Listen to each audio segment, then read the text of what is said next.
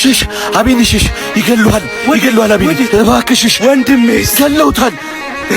ቀብር ስነ ስርዓቱ ላይ ግን የመንግስት ባለስልጣናት መጥተው ጉዳዩ ቀብሩ እንዳይፈጸም እየተከላከሉ በተለይ በአንድነት በአንድ ህብረት አንድ አካባቢ ላይ እንዳይቀበሩ ተበታትነው እንዲቀበሩ እያስገደዷቸው እንደሆነ እየሰማን ያለ ነው። ይሄም ደግሞ ምንም ችግር አልተፈጠረም በሚለው ለሪፖርታቸው አመቻችተው ዘገባዎችን ለመስራት ፈልገው ካልሆነ በስተቀር ኦርቶዶክሳውያን ሲገደሉ በአንድነት መቅበሩ ችግር አልነበረውም። ነገር ግን የኦቦምሳ ያለው ባለስልጣናት ግን ጉዳዩ ሃይማኖታዊ እንዳይመስልባቸው ይሁን በምን ይሁን ባልታወቀ ሁኔታ ላይ ኦርቶዶክሳውያኑ በአንድነት እንዳይቀበሩ በህብረት እንዳይቀበሩ ጭምር እየተከላከሏቸው ነው። እንግዲህ መገደል ይበቃናል፣ መሳደድም ይበቃናል።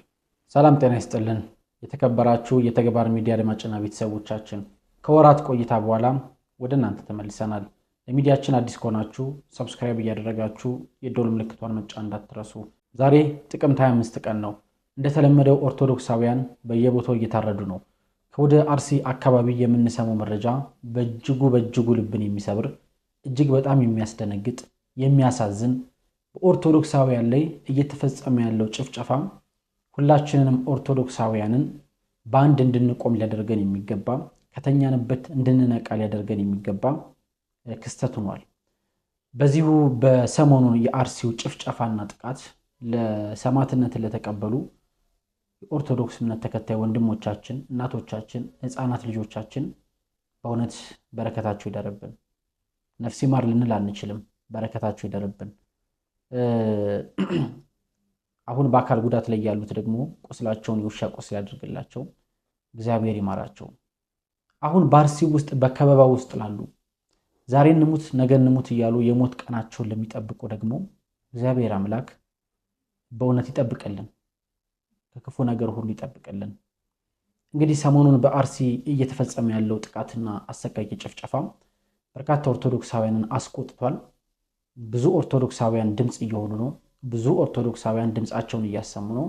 ነገር ግን በዛው ልክ የተኙ ያንቀላፉ፣ ደግሞም የህዝብ ብሶትና የህዝብ ሮሮ የማይጨንቃቸው በአንገታቸው ላይ ማህተብ ያደረጉ ለስም ኦርቶዶክስ የሆኑ ሲቀበሩ ብቻ ቤተክርስቲያንን የሚፈልጓት ለጥቅማቸው ብቻ ቤተክርስቲያንን የሚፈልጓት ብዙዎች አሉ። እስኪ እስካሁን ድረስ አርሲ ላይ በተፈጸመው ጭፍጨፋ ድምፅ የሆኑ ስንት አቦ ሊቃነ ጳጳሳት ናቸው? ድምፅ የሆኑ ስንት ዘማሪያን ናቸው? ድምፅ የሆኑ ስንት ሰባኪያን ናቸው? ድምፅ የሆነ የሰንበት ትምህርት ቤት ተቋም አለ ወይ? ድምፅ የሆነ የማህበረ ቅዱሳን ተቋም አለ ወይ? ድምፅ የሆነ የወጣት ህብረት ተቋም አለ ወይ? እስካሁን ድረስ እየሰማን አይደለም። ማህበረ ቅዱሳን በዜና ሽፋን በመዘገብ ያው የድርሻውን እየተወጣ ቢሆንም ግን በቂ አይደለም። ታዋቂ ተጽዕኖ ፈጣሪ ሰዎች ባለማተብ ኦርቶዶክስ ሲሆኑ አርቲስቶች ሊሆኑ ይችላሉ፣ የጥበብ ሰዎች ሊሆኑ ይችላሉ፣ ባለስልጣናት ሊሆኑ ይችላሉ። ታዋቂ ኦርቶዶክሳውያን የት ናችሁ? አርሲ ላይ ምዕመናን ሲታረዱ የት ናችሁ? በእውነት እስካሁን ውስን መምህራንን ተመልክተናል። እነ ዲያቆን ሄኖክ ኃይሌ፣ እነ መምህር ተስፋዬ ሞሲሳ፣ በጣት የሚቆጠሩ መምህራን ድምፃቸውን እያሰሙ ነው። እስኪ አንዳንድ ቪዲዮዎችን አይተን እንመለስና በዚሁ ጉዳይ ላይ ሀሳብ አስተያየት እንሰጣለን። ሽሽ አቤኔ ሽሽ ይገሉሃል አቤኔ እባክህ ሽሽ ወንድሜ ገለውታል። ወንድሜ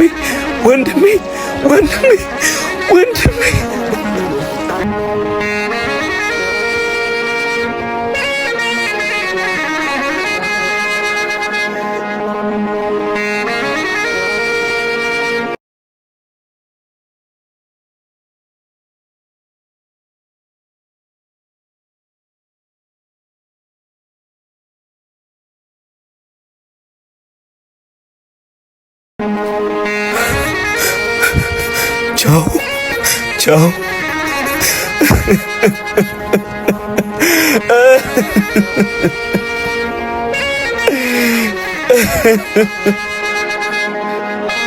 ሰላም ጤና ይስጥልኝ። በድጋሚ በሌላ በሐዘን መረጃ ተመልሼ መጥቻለሁኝ። እዛው አርሲ ላይ ያለ ነው።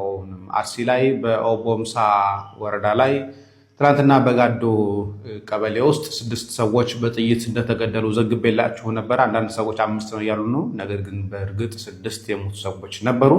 ከዛ በተጨማሪ እዛው ላይ ወጣ ብሎ በሌላ ቀበሌ ላይ እዛው አርሲ መርቲ ወረዳ ውስጥ ከኦቦምሳ ወጣ ያለች ቀበሌ ላይ ነው ፈረቀሳ ትባላለች ያቺ ቀበሌ። እዛ ቀበሌ ውስጥ እንዲሁ አንድ ሰው በእርሻ ላይ እንዳለ ኦርቶዶክስ የሆነ ሰው ማለት ነው በጥይት ተገድሎ ሞቷል። ስሙም እንዳለ መኮንን ይባላል። እንዳለ መኮንን እድሜው ከ56 እስከ 60 የሚጠጋ ሰው የነበረ ሰው ነው። በእርሻ ላይ እንዳለ ትናንትና ገለውት ሄደዋል። እሱንም ማለት ነው። ይሄኛው ሌላ ነው። ትናንትና የሞቱት 6 ሰዎች ደግሞ ዛሬ እዛው ኦቦምሳ መድኃኔዓለም ቤተክርስቲያን ይቀበራሉ። ቀብር ስነስርዓቱ ላይ ግን የመንግስት ባለስልጣናት መጥተው ጉዳዩ ቀብሩ እንዳይፈጸም እየተከላከሉ፣ በተለይ በአንድነት በአንድ ህብረት አንድ አካባቢ ላይ እንዳይቀበሩ ተበታትነው እንዲቀበሩ እያስገደዷቸው እንደሆነ እየሰማን ያለ ነው። ይሄም ደግሞ ምንም ችግር አልተፈጠረም በሚለው ለሪፖርታቸው አመቻችተው ዘገባዎችን ለመስራት ፈልገው ካልሆነ በስተቀር ኦርቶዶክሳውያን ሲገደሉ በአንድነት መቅበሩ ችግር አልነበረውም። ነገር ግን የኦቦምሳ ላይ ያለው ባለስልጣናት ግን ጉዳዩ ሃይማኖታዊ እንዳይመስልባቸው ይሁን በምን ይሁን ባልታወቀ ሁኔታ ላይ ኦርቶዶክሳውያኑ በአንድነት እንዳይቀበሩ በህብረት እንዳይቀበሩ ጭምር እየተከላከሏቸው ነው። እንግዲህ አዲስ መረጃ ካለ ተመልሼ እመጣለሁ። ዛሬም በአርሲ ምድር ላይ የኦርቶዶክሳውያን የደም ድምፅ ጥሪውን አላቆመም። አሁንም ባለማተብ ወገኖቻችን እየተገደሉብን ይገኛሉ። የቀሩ ምዕመናን እባካችሁ ድረሱልን ብለው ጥሪ ቢያሰሙም የሚደርስ አካል ግን አልተገኘም።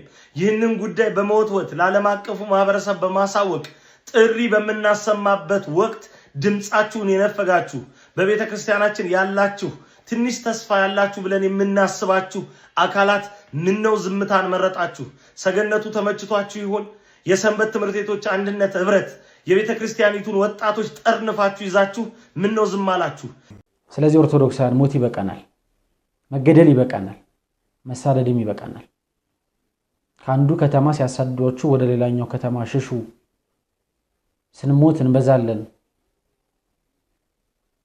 እንዲህ አይነት ንግግሮችን እየተናገርን የኦርቶዶክሳውያንን ሞት የኦርቶዶክሳውያንን መከራ ማብዛት የለብንም። ስለዚህ ቅዱስ ሲኖዶስ ሊነቃ ይገባል። መንጋውን የመጠበቅ ግዴታ አለበት፣ ግዴታውን ሊወጣ ይገባል። አባቶቻችን ከተኙበት ሊነሱ ሊነቁ ያስፈልጋል። እረኛው አንቀላፍቶ መንጋው እየተገደለ ነው። እረኛው አንቀላፍቶ በጎቹ በተኩላ እየተበሉ ነው። ሌላው በዚህ ጉዳይ ላይ ድምጽ ያልሆናችሁ ኦርቶዶክሳውያን ድምጽ ሁኑ። ለራሳችሁ ስትሉ፣ ለማንም አይደለም፣ ለራሳችሁ ስትሉ። ነገ በእያንዳንዳችን ቤት የሚመጣ ችግር ነው። ነገ በእያንዳንዳችን ቤተሰብ ላይ የሚመጣ ችግር ነው። ወንድም ካልሞተ፣ እህት ካልሞተች፣ እናት አባት ወይም ልጅ ካልተገደለ በስተቀር ምንም የማይሰማ ኦርቶዶክስ ካለ በቆሙታል። አንተ ኦርቶዶክስ አይደለም። ስለዚህ አርሲ ላይ ለሚገደሉት የተዋሕዶ ልጆች ድምጽ ልንሆን ያስፈልጋል። ሰላም ነው።